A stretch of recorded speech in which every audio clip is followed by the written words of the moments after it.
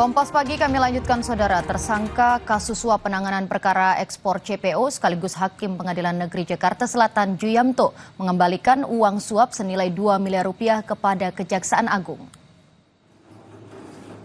Hakim tersangka kasus suap penanganan kasus crude palm oil atau CPO mengembalikan uang suap senilai 2 miliar rupiah kepada Kejagung.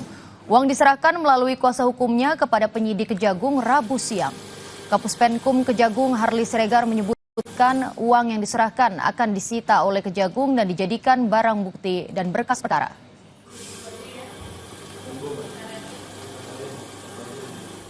Hari ini menerima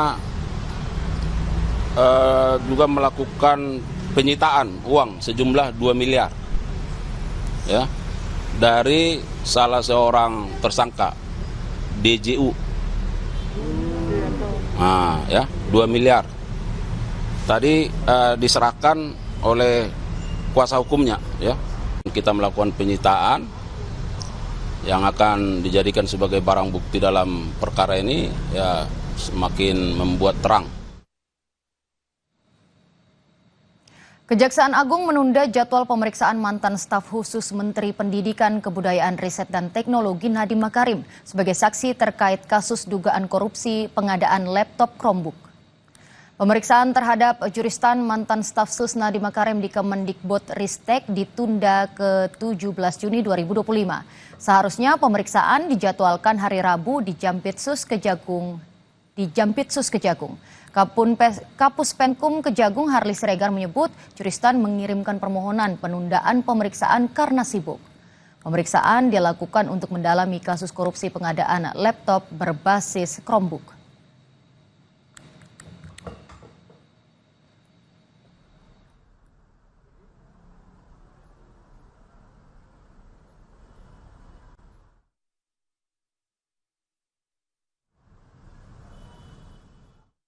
Dengan surat yang diterima oleh penyidik dari kuasa hukumnya menyampaikan mohon penundaan sebagai staf khusus sangat terkait dengan analisa-analisa teknis. Kan staf khusus itu memberikan saran-saran, memberikan pandangan-pandangan. Nah itu yang mau didalami penyidik, apa kaitan antara kedudukan posisi mereka sebagai staf khusus dengan proses pengadaan Chromebook ini.